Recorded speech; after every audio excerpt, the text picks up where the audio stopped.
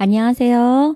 안녕하십니까? 오늘은 11과 시간입니다. 예, 제목이 무엇인가요? 붙잡히시고 신문 받으심. 예, 누가 붙잡히시고 누가 신문을 받았나요? 예수님이 붙잡히시고 예수님이 신문 받으심. 예, 그렇습니다. 그래서 예수님께서 He is taken and tried, 이제 잡히시고 또 신문, 이 재판을 받았다는 얘기죠. 그래서 오늘 공부할 내용을 한번 보면 이 제목처럼 예수님께서 붙잡히시고 신문을 받으시는데 과정을 보면 예수님의 이 십자가의 죽음 이전에 한 여인이 와서 그 장사를 내비하는 이야기죠. 네. 300데나리온의 값진 향유를 가지고 와서 예수님을 장사를 준비한 이 아름다운 이야기 뒤에 이제 6월절 만찬 목요일 날 저녁에 이 만찬이 있었던 이야기죠. 그리고 나서 이 겟세마네 동산에서 예수님께서 이제 져야 될 그 십자가를 위해서 기도하셨던 이야기죠.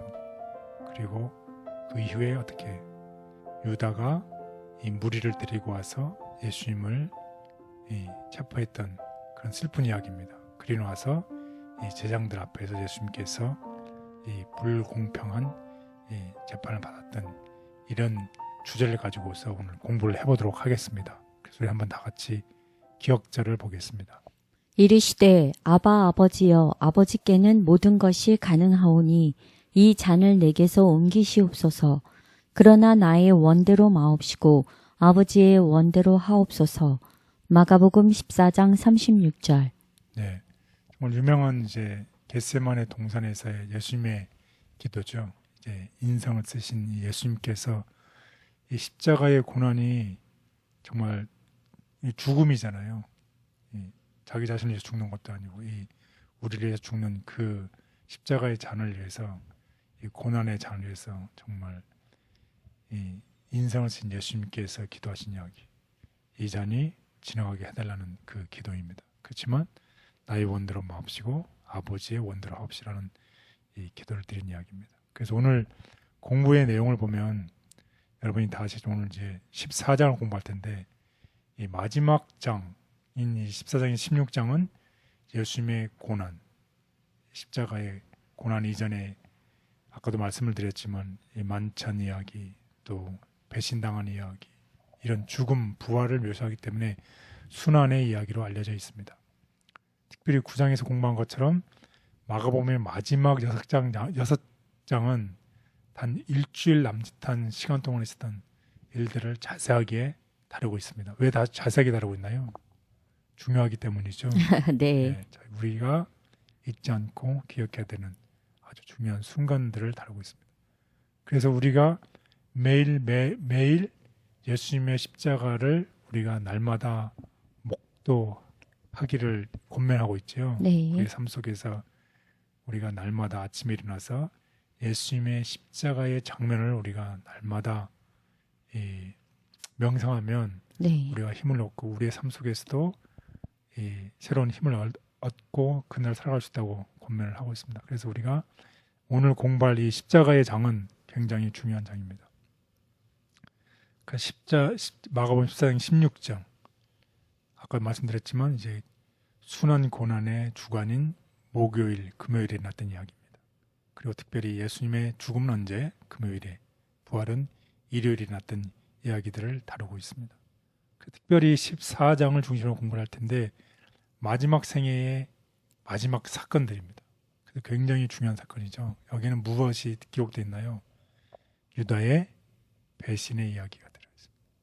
그리고 앞으로 일어날 일들을 예고하신 이야기, 죽음을 이제 십자가에 앞둔 고뇌, 괴로움이죠.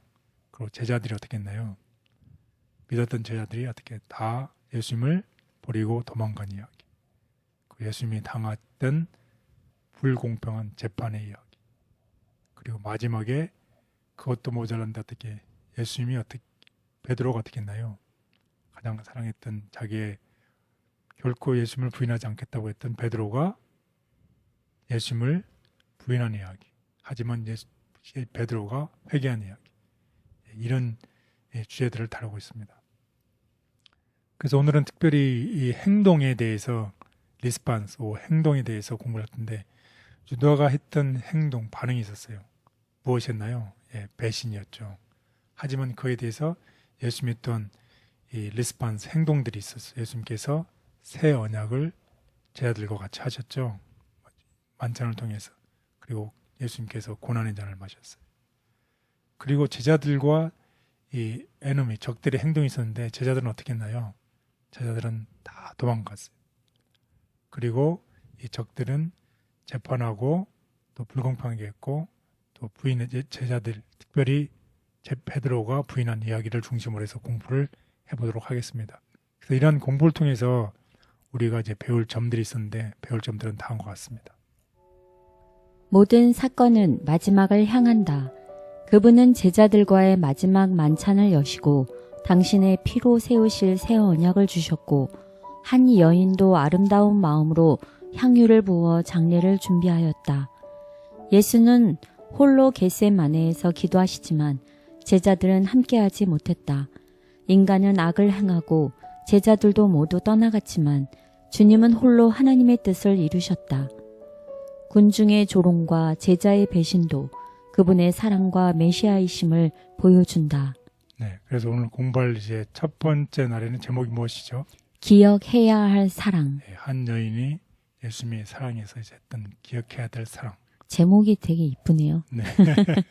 그리고 두 번째는요. 마지막 만찬. 예, 제자들과의 마지막 만찬입니다. 십자가에 달리기 전에 목요일에 있었던 마지막 만찬의 이야기. 그리고 세 번째 날은 겟세마네. 겟세마네에서 예수님의 고난, 기도의 이야기입니다. 그리고 나서 다 버리고 예수에게서 도망하니. 무리들이 와서 예수님을 잡았을 때 다 버리고 예수님을 도망했던 이야기.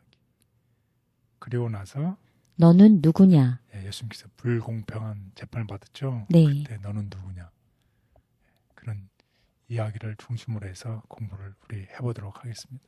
그래서 우리가 아까도 말씀드렸지만 이 십자가의 이야기가 굉장히 우리들에게 중요한데 그래서 우리는 어떻게 성경을 계속 연구해야 된다는 것입니다. 성경을 계속해서 연구해야 한다. 그리스도의 생애를 주의 깊이 상고하고 그분이 왜 이 세상에 오셔야만 했는지를 깨닫기 위한 갈망으로 계속해서 연구해야 한다. 우리는 성경을 연구함으로 왜 성경을 연구해야 하는지에 대한 결론을 얻게 되는데 이는 이 성경이 곧 내게 대하여 증거하는 것이로다 라고 말씀하셨기 때문이다.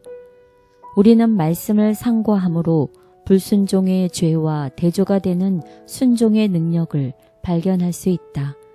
한 사람의 순종치 아니함으로 많은 사람이 죄인 된 것 같이 한 사람의 순종함으로 많은 사람이 의인이 될 것이다.